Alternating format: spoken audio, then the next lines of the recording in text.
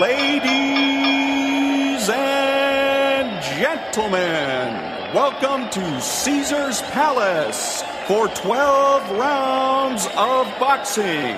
In the red corner, from Los Angeles, California, wearing the red trunks with the gold trim, weighing in at 125 pounds, the lightweight champion of the world, Danny Little Red Lopez. Well, Bill, our winners get a home theater receiver.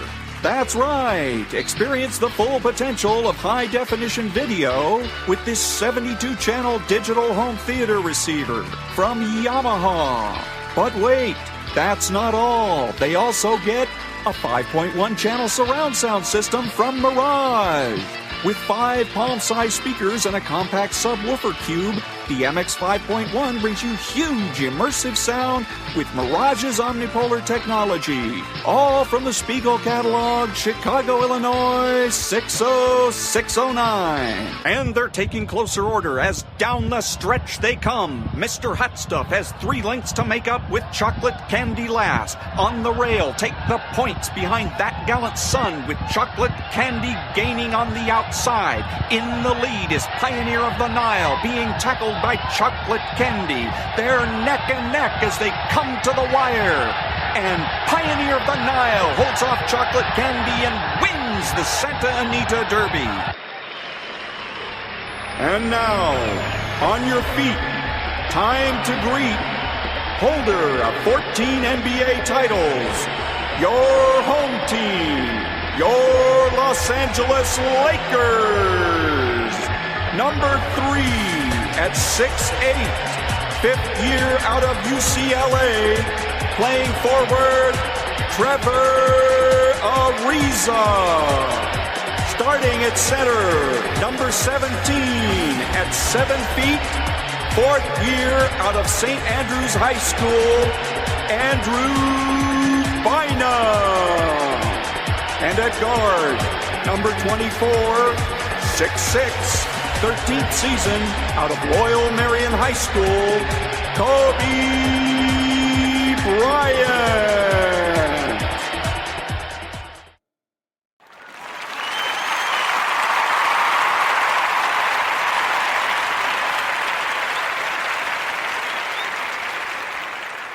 Oh, yeah.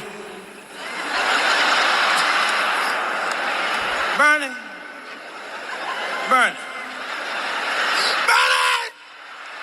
The third would always be a scream. I'd be like, I'm sick. I was in the swimming pool, man. I heard him looking for me. See your daddy? I was in the pool. They came out of the pool. I was on my back floating. When they rolled me over, Bernie. Why the third would always be a motherfucking scream? The third would always be the fucking scream, man. I be telling the truth like a something. I know I ain't well. I know I'm sick. I know I got a problem. You know, I never did. When I sit down now, have your pants get in your ass when you sit down now? No, when you was little, your pants never got in your ass. You know what I mean? When I sit down, you know, when you get up, you know, you got to shake that shit out. Good morning. It's Tuesday, Trump Tuesday, November the 25th, and this is The True Conservative. Welcome to all the butchers, bakers, and candlestick makers out there. I'm Ron, your host, and the only true conservative in the United States today. So today, after the Serenity Prayer and the patriotic song of the day, we will have Varney and Company, motivation, meditation, and President Trump. All that and more when I get back.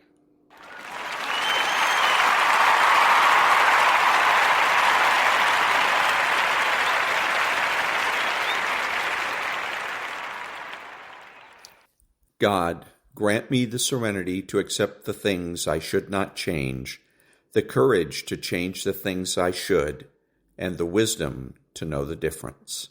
Amen.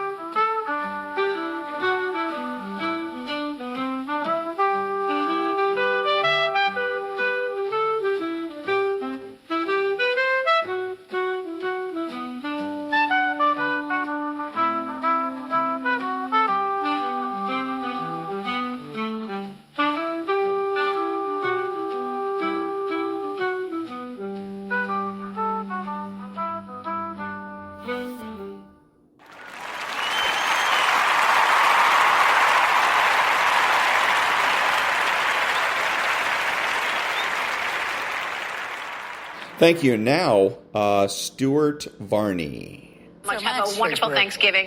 Happy Thanksgiving. Varney and Company picks it up now. Thanks for joining us. Stu, take it away. Oh, yes, it does. Good morning, Maria, and good morning, everyone. Look, the headline in the Wall Street Journal suggests that Jay Powell's allies at the Fed have laid the groundwork for a rate cut next month. Well, today's inflation figures may make a rate cut more likely. In October, producer prices went up 0.3%. In the last 12 months, prices have gone up 2.7%. That's pretty much as expected. Pretty benign. Here's the market reaction. Stocks had been lower earlier in the day. The Dow is now up 37, fractional loss for the S&P, Nasdaq down 56. You better take a look at Meta. It is buying chips from Google. That's competition for Nvidia, which is down again. So what you've got is Meta up, Alphabet, Google up another 3.8%, but Nvidia down almost 4.5%. Big drop. Bitcoin holding around $87,000 a coin. Interest rates are a bit lower. We have the 10-year coming in at 4.02%, and the 2-year is below 3.5%, 3.49. Gold, $4,181 an ounce. Big gain, $50 higher. Silver, $52 an ounce. Oil, $58, no, maybe $57 a barrel. As for gas, coming down a bit, $3.05 is the national average for regular. There you have it. Politics. With the midterms less than a year away, the Democrats are moving left. The New York Times reports a fight club of liberal senators challenging Leader Schumer. They want more aggressive opposition to President Trump. Meanwhile, the Republicans seem to be moving to the center. The president's reportedly considering extending Obamacare subsidies. Moving to the center on health care eases the pressure from Democrats on that issue. Overseas, the president goes to China in April next year. Plenty of time to finalize deals on trade, computer chips, rare earths, and Taiwan. That could be a consequential summit. There is a 19-point peace deal on the table for Ukraine. Ukraine has accepted it. Hours after the talks adjourned, Russian forces bombed Kyiv and killed 6 people. And then there's Iran. Reports that the country's on the verge of collapse. They are running out of water. They've had a 5-year drought, hardly any rain recently, and the aquifers are running dry. Tehran has only water for a few weeks and may have to be evacuated. All that's good news for the president's Mideast peace plan. It helps if the mullahs are no longer capable of making war. Tuesday, November 25th, 2025. And that was Stuart Varney and Nonprofit News Now. Back in a minute.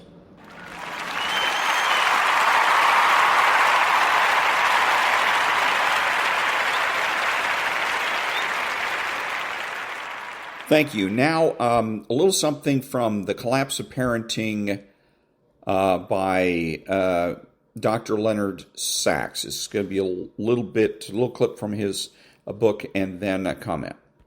Spoke on this topic at a middle school in Menlo Park, California, an affluent community in Silicon Valley. There were more than 300 parents in the audience. A woman in the front row raised her hand. I called on her. She said, "Dr. Sachs, I would like to share a story with everyone here. Last year, I caught a girl cheating on a test, very similar to the situation you just described. I reprimanded her for cheating in front of the class, and I marked her test as 0. But it turns out that her parents are venture capitalists worth millions of dollars. They have friends on the school board. They have donated to the school lots of money. After I reprimanded their daughter, they made some phone calls. About 2 weeks later, I was called into the principal's office. I was told that as a condition of my continued employment, I would have to apologize to this girl in class in front of all the other students. So that's what I did.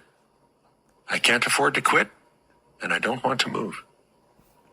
So do you want to know what I did this fall when the new school year began? The teacher continued. I told all my students, go ahead and cheat if you want to. I'm not even going to try to enforce the rules because I have learned that the school doesn't want me to. Okay, so the first thing that he should have done in this situation is call her a coward. Okay, because what she's doing is basically bragging about being a coward. She didn't stand up for principles, for values. As soon as her job was threatened, she folded like a bad hand. So, number one.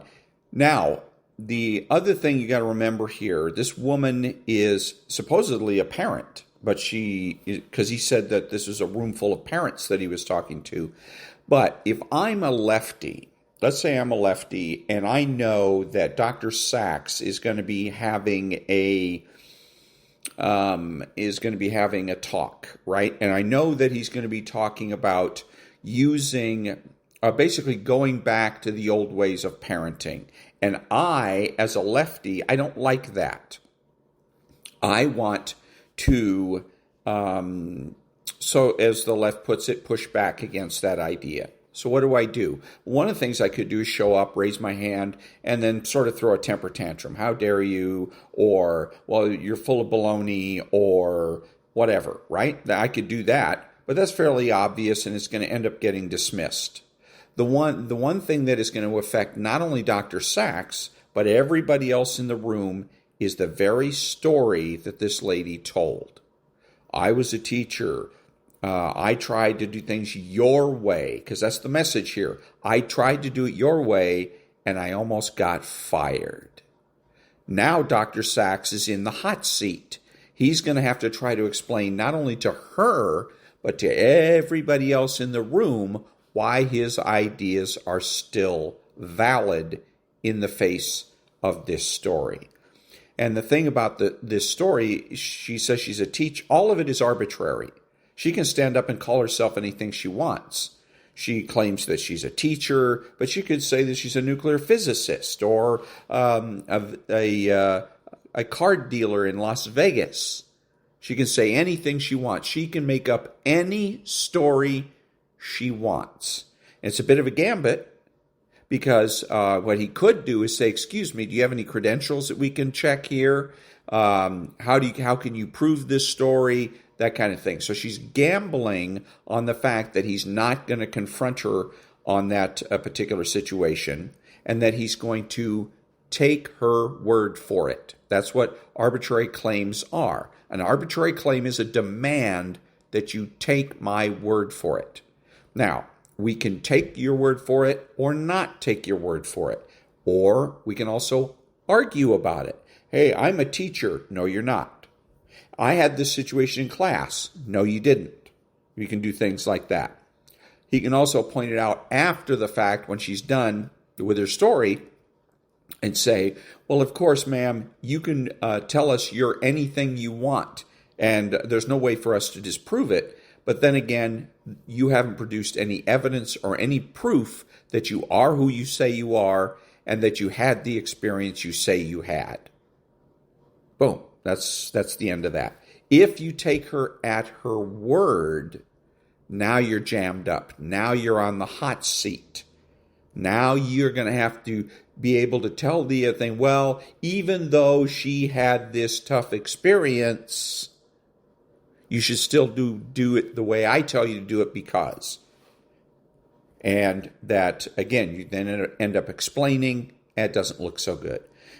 One of the things that you have to realize, too, here with what she's doing is she's saying that the tangible things in life are more real and more important than the intangible things, right? So when she's called into the principal's office and he says you can't do that, this is about values at this particular point.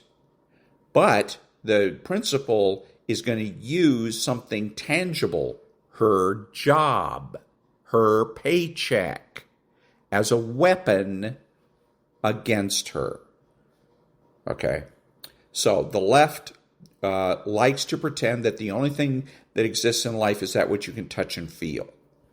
And that principles, values, those are all abstractions, and abstractions are just arbitrary constructs. So But like I said, you get into a situation like this, ask yourself, what are they doing? Don't be so worried about what they're saying. What are they doing? Once you understand what they're doing, then the solution to the problem becomes obvious. Back in a minute.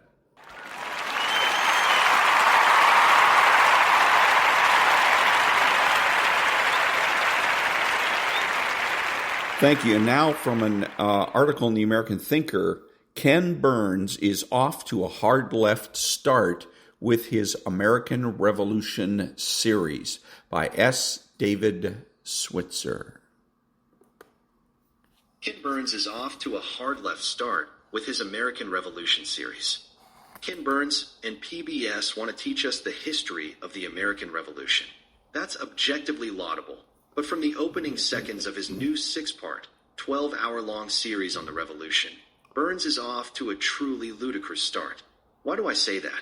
Because instead of beginning with the events that led to the break with Britain in 1775, Burns, after an anodyne quote from Thomas Paine, opens with an Indian diatribe about land. Public domain. That is not surprising.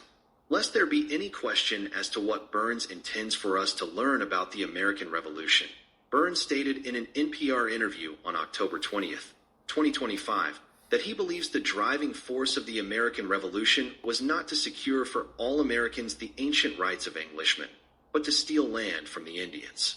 Really, the central motivating force. We're not taught this in school. It's taxes and representation, which is super important, but it's Indian land. This is obscene historical revisionism. While it's true that many people wanted to negotiate with Indian tribes to purchase land in the West, that is where the evidence ends. Yet Burns flogs this canard repeatedly throughout the first half hour of episode 1. To go beyond that and claim that a desire to steal Indian land motivated the colonists generally, or the founders particularly, to rebel against Britain lacks a single iota of fact in a massive historic record. Burns's claim is based on nothing more than, to quote Professor Sean Willence's masterful condemnation of the 1619 Project for similar unsubstantiated calumnies, imputation and inventive mind-reading. Moreover, Burns ignores the entire political history of Britain, and that history shows that, for Englishmen, the single most abused power of government was taxation. More English blood had been spilled over that one issue than any other in the history of England. Every major civil war and coup in England, and all 3 of the resulting documents that articulate British rights, started with a king imposing taxes unilaterally, without approval from the people through Parliament or its predecessor, the Great Council, to which the barons and church leaders belonged. That was true of King John in 1215, when he was forced to sign the Magna Carta when his barons rebelled. It was true of Charles I, who ignored Parliament's petition of right, a decision that led to a civil war that ended with his beheading. And it was true of James II, whose despotic reign led to his being overthrown in a 1688 coup that gave rise to England's Bill of Rights of 1689. Just 75 years later, in 1764, the Sugar Act, which imposed a tax on the colonists without their being represented in Parliament, led to James Otis, Jr., the famous Massachusetts lawyer, to articulate the bedrock principle of the colonists. When all persons born in the British American colonies are, by the laws of God and nature and by the common law of England, entitled to all the natural, essential, inherent, and inseparable rights, liberties, and privileges of subjects born in Great Britain or within the realm. This statement had nothing to do with gaining Indian land, whether by purchase or conquest. It had everything to do with the rights of Englishmen won in the bloody civil wars fought since 1215 AD. Instead, he referred entirely to the rights that Englishmen had acquired over more than 500 years of battle against their government. And the seminal civil right, first articulated in the Magna Carta of 1215, was that the government could not impose taxes without approval from the people's representatives. In 1766, when Ben Franklin testified to Parliament about why the colonists were in open revolt against Britain over the Stamp Act, he did not mention Indian lands. He traced the unrest solely to parliamentary acts taxing the colonists when the colonists were not represented in that body. Outrageously, Burns actually repeats some of Franklin's testimony. but then cuts it off before Franklin attributes the unrest to taxation without representation. Thus, this is what Burns uses in the show. Q. What was the temper of America towards Great Britain before the year 1763? Franklin, the best in the world.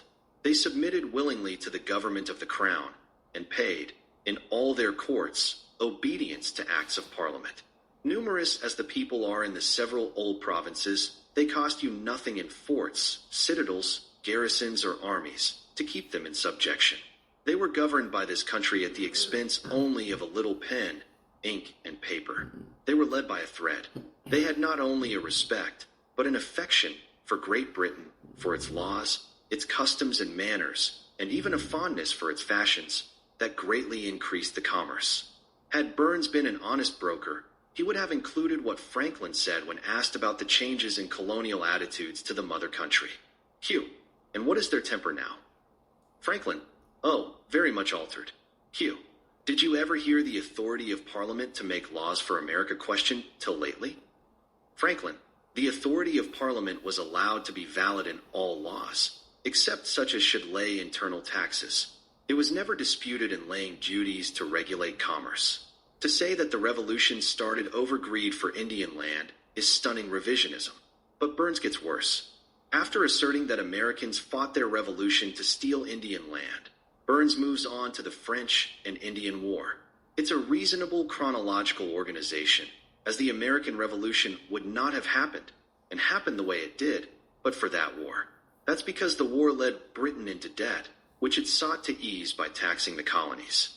Further, the war made the reputation of George Washington, the man who ignited the French and Indian War and emerged from it as the hero of Monongahela.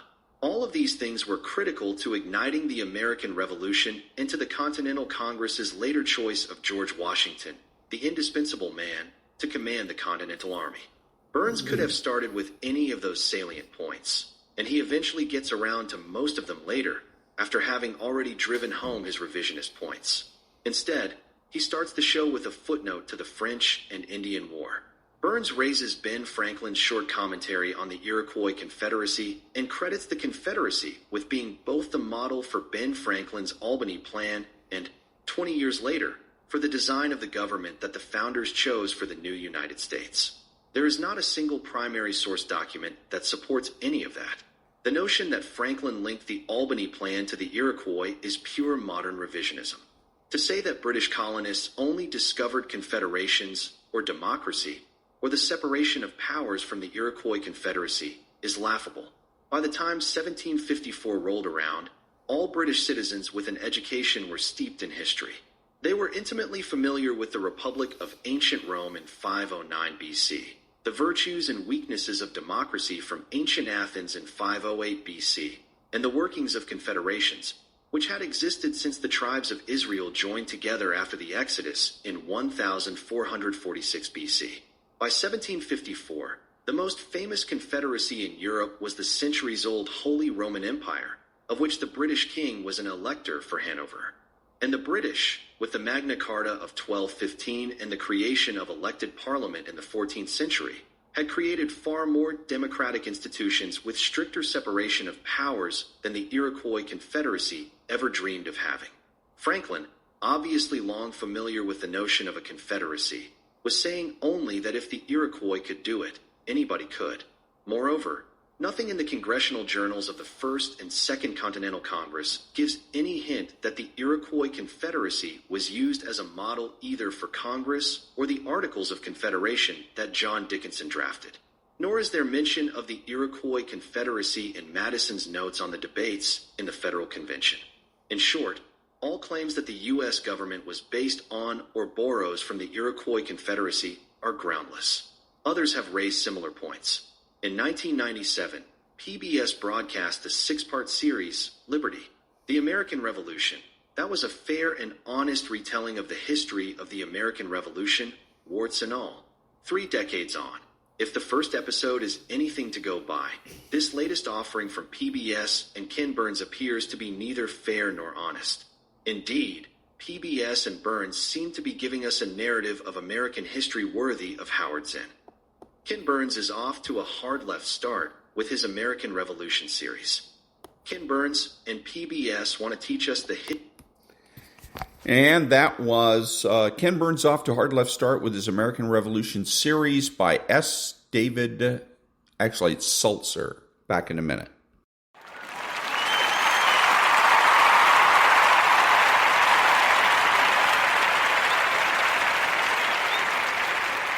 Thank you. Now a little motivation. You don't know who you really are until everything goes wrong. You don't know what you can take until the pressure is applied to your life. You don't know how much courage you have until you've been under fire and under struggle and under tribulation. These are the ups, the downs, successes, failures. This is the totality and the process of life, and you can't escape it. Because sometimes we don't understand, like, what is this thing? What is my purpose? Why am I here? Why do I have to go through this pain? Why can't it just be peaceful all the time? Then it wouldn't be life. Success is not measured on the days when the sun shines. Success is measured on the dark, stormy, cloudy days. And if you can't absorb failure, you're never going to meet success. There's going to be bad days, there's going to be dark days, but you got to embrace it because that pain is what makes you stronger. You live life long enough, you're going to have some extreme stress. But what you do with that stress is what your life is about. Anybody can do well when things are going their way. What do you do when everything is unjust? What do you do when your own control of things is taken from you? You have to get to that place where you let go of what is, and you got to create anew. When you're going through hell, what do? You keep going. You put one foot in front of the other. Don't allow your mistakes to bury you. I want you to expect good things to happen, even when something bad happens. You have to live your life with the expectation that great things are coming your way. There ain't nothing you can do about what's going to happen to you. You can't stop life from happening. You can do something about it. I am the creator of my life. I'm not the manager of my circumstances anymore. There is something I can still do. When I think there's nothing can be done, that's when I know something can be done. Life is 10% what happened to you. It's 90% what you do about it. You got to stop tripping every time something happened to you like it's the end of the world. It ain't. Your track record for surviving bad days is 100%. You survived all the trouble you ever been in. I don't care what's going on around you, because it's not what happens around you that determines your success. It's what happens inside you. Your belief, your faith, your drive, your determination, your persistence, your perseverance, your spirit. Greater is He that is in you than what's out here in this world. This is not the time to worry. This is the time to be a warrior. This might be your current circumstances, but this will not be how the story ends. All you have to do is to survive today. Give it one more day. Give it one more chance. Give it one more opportunity. Today might not be the day, but soon it will be my day, and I will recycle my pain. But that day can't come if I give up today. You will fail if you give up. I can guarantee you that. I can guarantee you will be a failure if you quit. But I don't know what's going to happen if you keep going, but just keep going just to see what's on the other side. And when something happens to you, don't experience it as a failure, as a defeat. Look at it and find out, what is it that I didn't know? What is it that I can learn from this experience so I can come back again? Persistence, patience, perseverance. When something doesn't work, there's always another solution. There's a way that you can begin to handle this. There's a way out here somewhere. There's a solution. Where there's a will, there's a way for me to begin to create a way out of no way. If you're creative enough, can you find the answer, yes or no? If you're determined enough, can you find the breakthrough, yes or no? If there's no way that you're committed, can you find the money even if you don't have it, yes or no? Creativity, decisiveness, passion, these are the ultimate human resources. And when you engage these resources, you can get any other resource on earth. What reason can you remember that you can call on, that you can reach on, that can make you get back up? Find that reason. I can make it. Yes, I can. Doesn't matter how many failures I've made. Doesn't matter how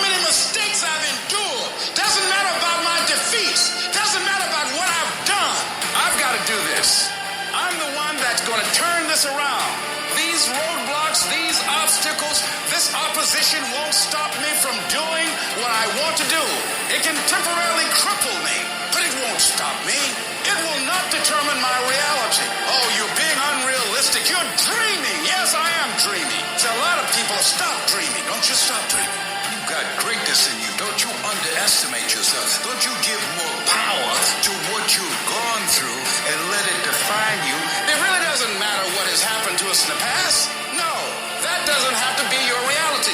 You want things to go good for you from now on? You can make that happen. You've got the power to do that. You can change things for you. The power to succeed or fail is yours, and no one can take that away from you. And you are the determining factor.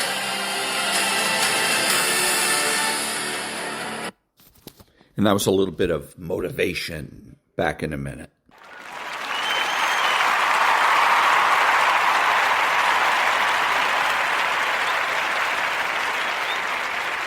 Thank you. Now a little meditation.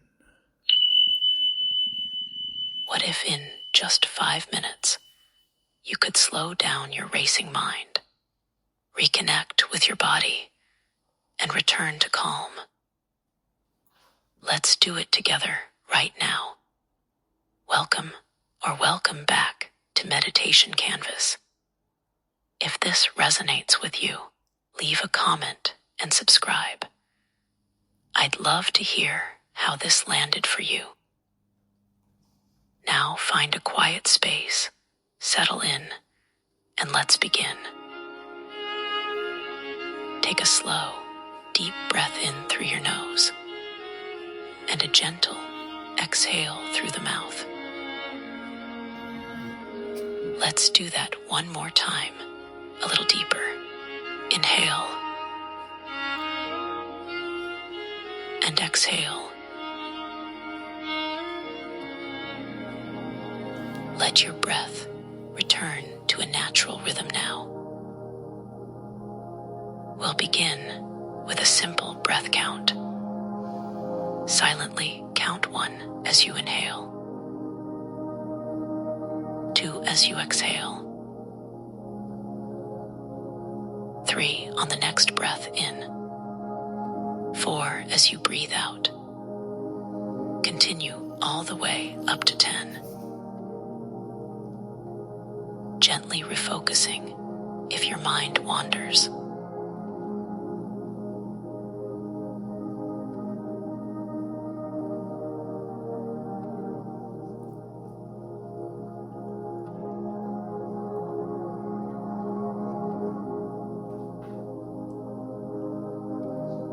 No judgment, just awareness.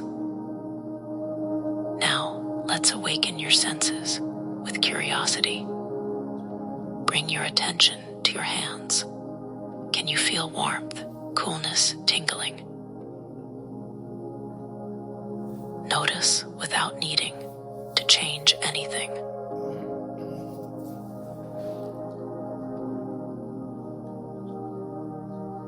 Now move to your face.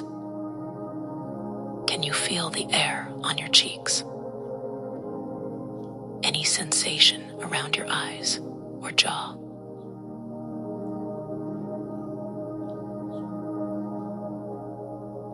Bring awareness to your chest.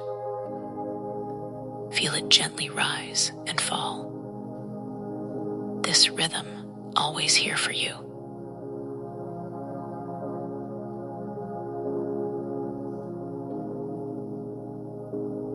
Now shift to your feet. Feel the contact with the ground, solid, steady, grounding you.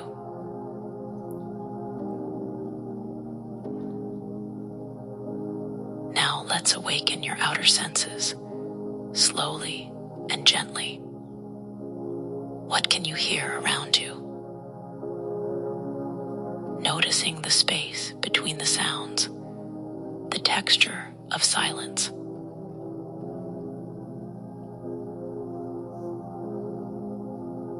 Can you notice a scent in the air, subtle or strong?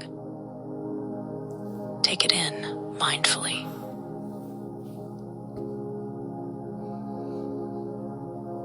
Is there a taste in your mouth, even if it's neutral?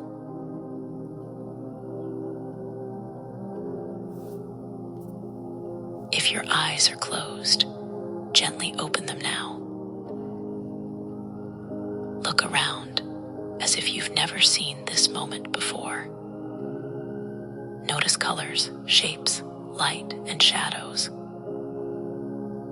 Let the world arrive without labeling it. You're here. You're awake. And you're present. Take one last deep breath. Inhale presence. Exhale tension. You've just completed a full-body mindfulness reset. Take this clarity into the rest of your day. If this practice brought you peace, give it a thumbs up and share it with someone who needs a moment of calm. Until next time, be here, be well, be you. And that was a little bit of meditation. Back in a minute.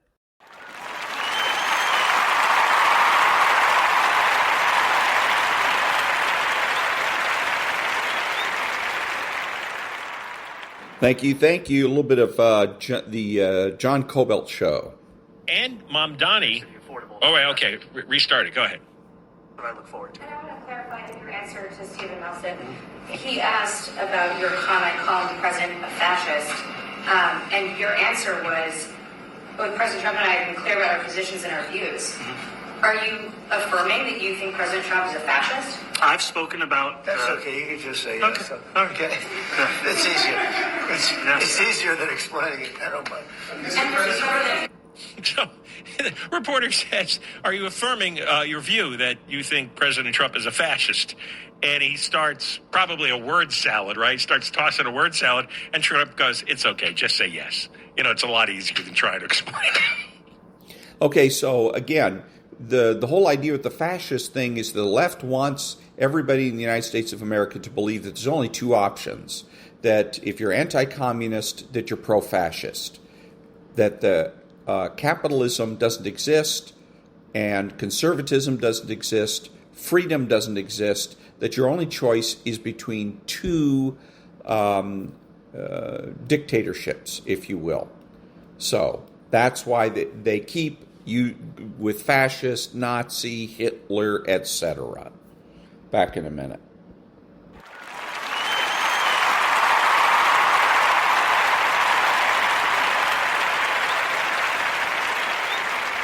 Thank you. So, on the whole idea of meeting with Comrade Zoran in the Oval Office in the White House, I don't like it. It's a bad idea. It's bad for my morale. As an independent-leaning Republican, it's really bad for my morale. Comrade Zoran had nothing nice to say about President Trump and, by extension, the Republican Party.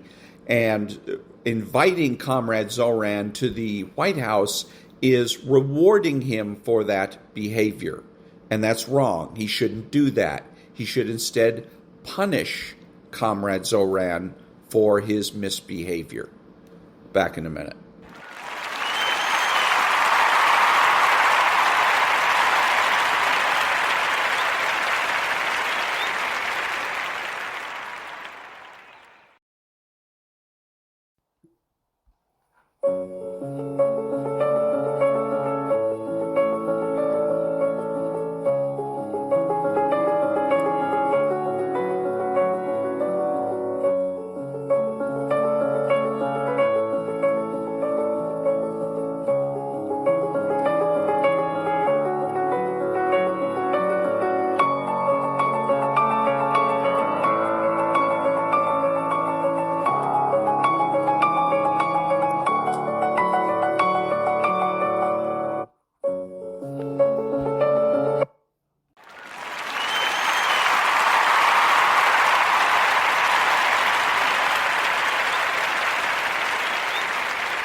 Thank you. A little bit more of John Kobylt.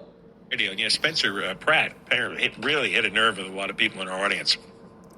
A tremendous number of people watching, listening, commenting. And somebody's asking me, it's like, why so many people following the Palisades story, since it just affects the residents in the Palisades? Everyone's paying attention because if you listen to this show, certainly, and a lot of people beyond our little universe, everybody knows that the government's lying to you all day and night. Everything that's wrong in the city, in the state, is because of the selfish incompetence of government. Wrong. We're being lied to all day, every day, because of the selfish incompetence of John Kobylt and the news department at KFI. John Kobylt makes a lot of statements about, again, where he's stupid, I mean really stupid, that he'll complain and whine about the state of the media, the news media in the state of California, that they don't do their job, they're just lapdogs, and that they're stenographers, and they just print whatever it is that the politicians spew out. Well, what about KFI? KFI is first and foremost a news organization. If you listen to KFI, every 15 minutes they're breaking into the show with news, because that's the way KFI started out. It was just, I think it was farm reports or something like that, but it was news. So now it's news and, I guess, commentary and analysis, but it's still news. They have a news department, so why isn't that news department getting off its dead ass and doing something? Okay, number one. Number two is, as I've said before, and I'm going to keep saying it, John Kobylt doesn't know what the hell he's doing. He doesn't know who his real audience is, who he should be talking to, and that is the Democrats, the 39.9 million Democrats in the state of California that basically run this state. If you want things to get different, you want things to be better, you have to talk to them. You have to get the attention of the Los Angeles Times. You have to get the attention of the mayor of Los Angeles and the governor of the state of California. And you're not going to do it by whining and complaining about property and all that, because nobody gives a rat's ass in this state about property and property rights. What they care about is single-payer health care, climate change, housing the homeless, and soaking the rich. So you have to talk to them about these things in terms they understand. The fire is an easy one. That's a softball. John Kobylt should be slamming this over the fence, because that fire put millions of tons of carbon dioxide into the atmosphere. And that's what he should be talking about. The lying that goes on enables the government to continue to put millions and millions of tons of carbon dioxide in the atmosphere and do nothing to mitigate those damages. And when you start talking about that, the Los Angeles Times has to listen. Karen Bass has to listen. The governor of the state of California has to listen. They have to respond. They're going to call up John Kobylt and demand equal time. When that happens, John Kobylt becomes a player. Right now, nobody cares what John Kobylt says. That's the reason that he's always complaining. How come nothing changes? How come nothing gets better? Because nobody listens to John Kobylt. John Kobylt is dismissed by the Los Angeles Times and the power structure in this state as being some kind of a right-wing kook. And he deserves it, because he only preaches to the choir, the first church of John Kobylt. He basically has Rush Limbaugh disease. Okay? Rush Limbaugh had the same problem. Rush Limbaugh never saw past the Republican/conservative tip of his own nose. Okay? He couldn't see that he could have much more influence in the country if he had spent more time speaking to Democrats. Okay? And that's how the Democrats just wrote him off as a right-wing kook. The only people he talked to was conservatives and people in the Republican Party. If he had talked to Democrats as well, he would have owned this country. So Kobylt and others model themselves after Rush Limbaugh. They talk only to the right, and they get dismissed, as they deserve to be. So again, John Kobylt, if he wants things to change and get better, he needs to talk to the Democrats. Back in a minute.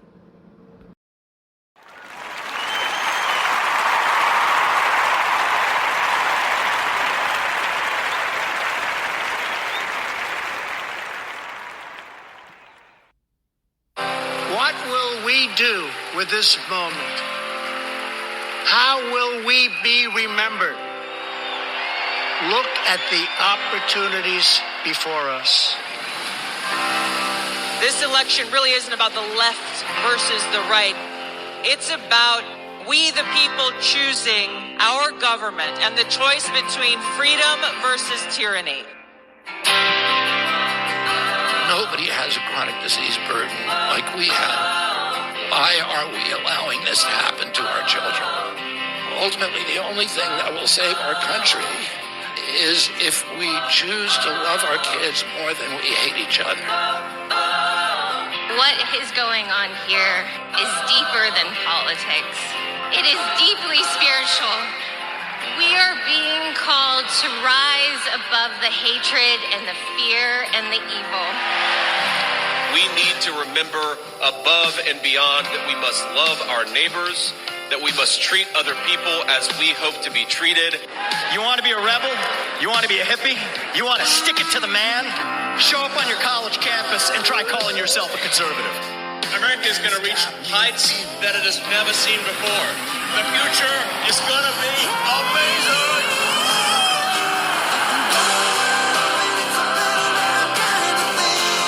Don't you want healthy children? Don't you want a president that's going to make America healthy again?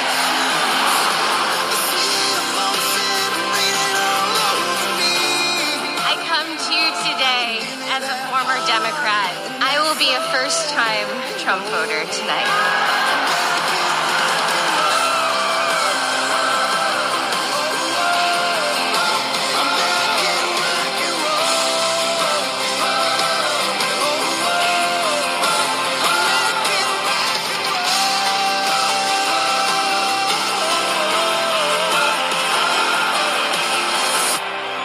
The people dreamed this country, and it's the people who are making America great again.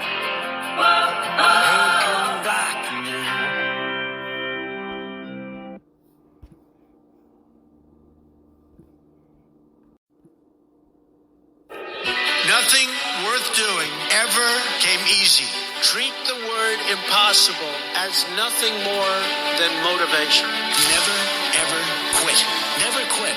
Adversity makes you stronger. Don't give in, don't back down, and never stop doing what you know is right. They want to take away my freedom because I will never let them take away your freedoms. They're not coming after me, they're coming after you, and I just happen to be standing in their way.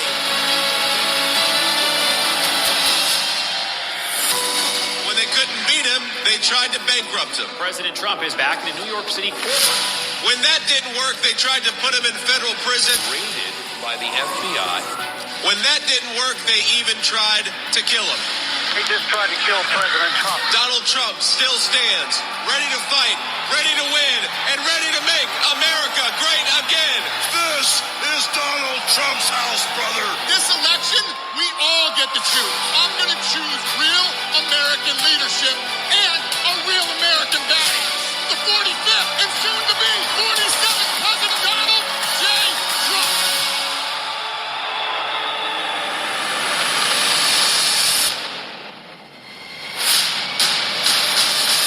Starting on day one, we will defeat inflation quickly and we will make America affordable again. I will cut your energy costs in half. It's time for the working man and woman to finally catch a break. We are going to bring back the American dream bigger, better, and stronger than ever before. When I'm back in the White House, we will restore world peace, and it will be again peace through strength. I will launch the largest deportation program in American history. I will put these vicious and bloodthirsty criminals in jail or kick them the hell out of our country. November 5th, 2024 will be Liberation Day in America. We all salute the same great American flag. Our best days are yet to come. Together, we will make America great again.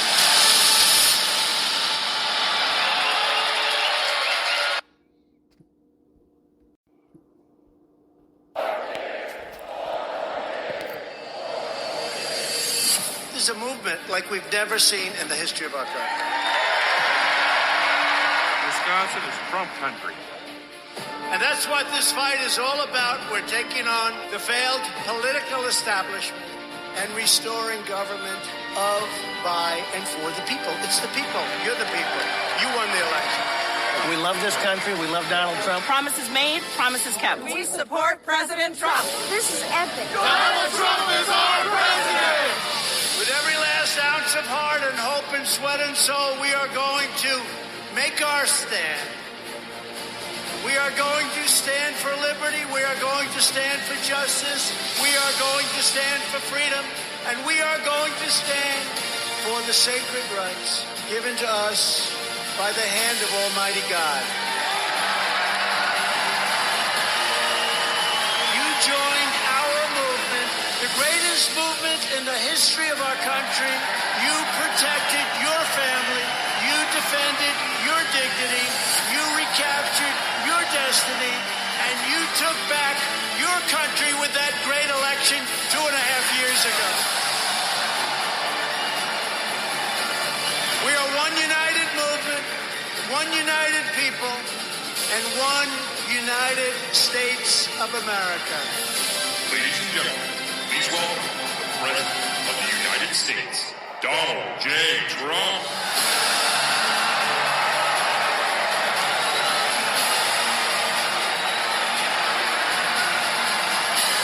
You have always been loyal to this nation. Now you finally have a president who is loyal to you. Every day between now and November 2020, we are going to keep on working, we are going to keep on fighting, and we are going to keep on winning, winning, winning. We will make America wealthy again. We will make America strong again. We will make America safe again. And we will make America great again. Thank you.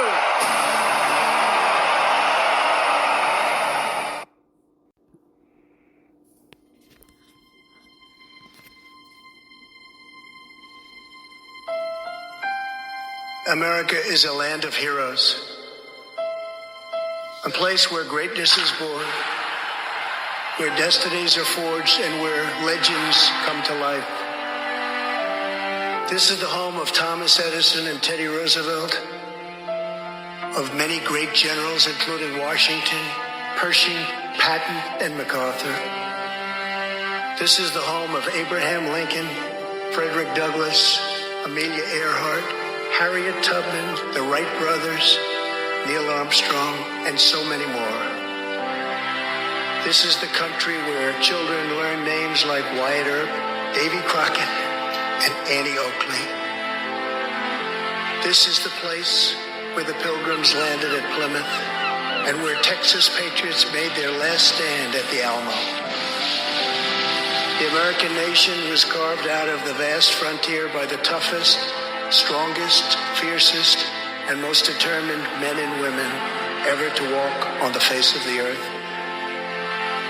Our ancestors braved the unknown, tamed the wilderness, settled the Wild West, lifted millions from poverty, disease, and hunger, vanquished tyranny and fascism, ushered the world to new heights of science and medicine, laid down the railroads, dug out the canals, raised up the skyscrapers. Our ancestors built the most exceptional republic ever to exist in all of human history, and we are making it greater than ever before. This is our glorious and magnificent inheritance. We are Americans. We are pioneers. We are the pathfinders. We settled the new world. We built the modern world, and we change history forever by embracing the eternal truth that everyone is made equal by the hand of Almighty God. America is the place where anything can happen. America is the place where anyone can rise. And here, on this land, on this soil, on this continent, the most incredible dreams come true. This nation is our canvas, and this country is our masterpiece. We look at tomorrow and see unlimited frontiers just waiting to be explored. Our brightest discoveries are not yet known. Our most thrilling stories are not yet told. Our grandest journeys are not yet made. The American age, the American epic, the American adventure has only just begun. Our spirit is still young. The sun is still rising. God's grace is still shining. And my fellow Americans, the best is yet to come.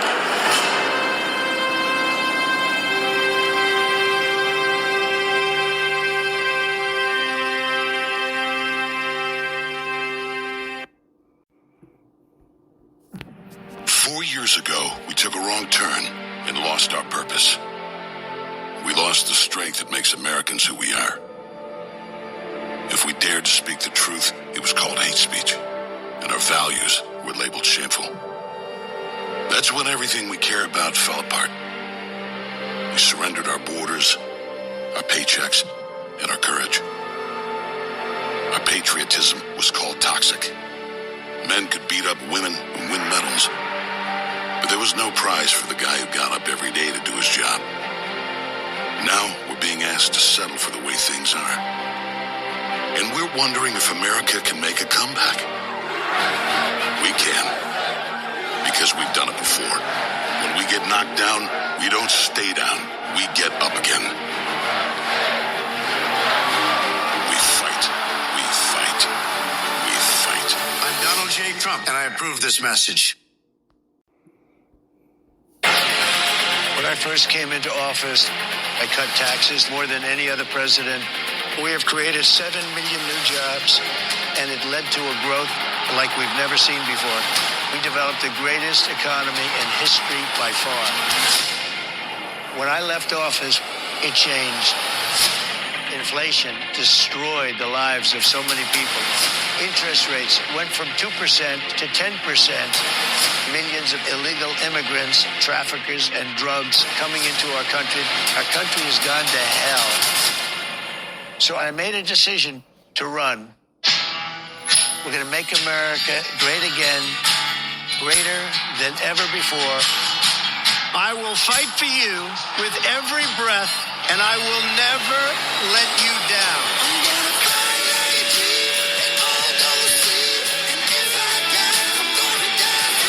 President Trump is literally putting his life on the line, and he's willing to risk it all because he loves this country. He is strong, he is fearless, and he is what this country needs right now.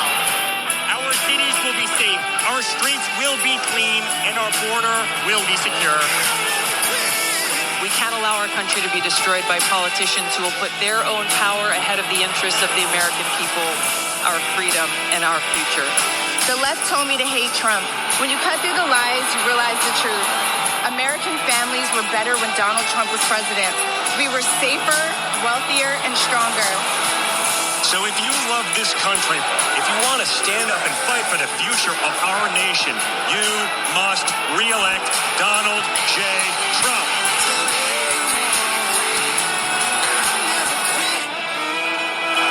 I'm Donald J. Trump, and I approve this message. If I give you one message to hold in your hearts today, it's this. Treat the word impossible as nothing more than motivation. Relish the opportunity to be an outsider because it's the outsiders who change the world and who make a real and lasting difference.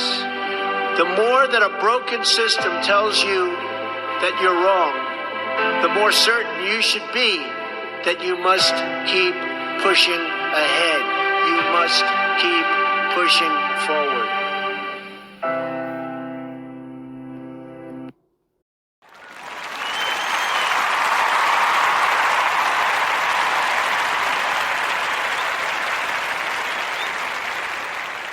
Thank you. And this is Ron, your host, the only true conservative in the United States today, bidding adios to all the butchers, bakers, and candlestick makers out there, and reminding you that feminism is power for men.